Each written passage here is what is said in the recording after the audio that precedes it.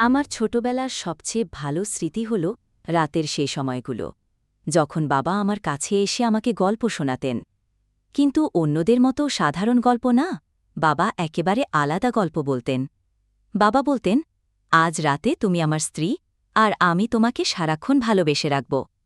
আমার ছোট মনটা তখন অবাক হতো, একদিকে হাসি ফুটত আর অন্যদিকে কল্পনায় ভেসে যেতাম একটা জাদুকরী দুনিয়ায়, যেখানে আমি বাবার স্ত্রী।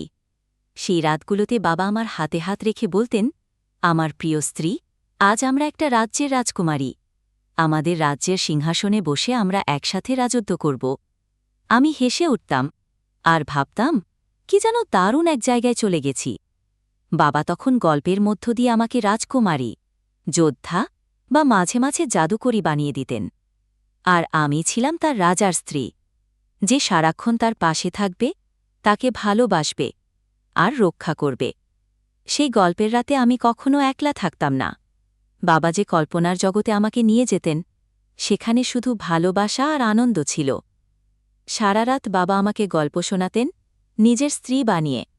আর আমি মনে মনে বলতাম, আমার বাবা আমার সবচেয়ে বড় প্রেমিক।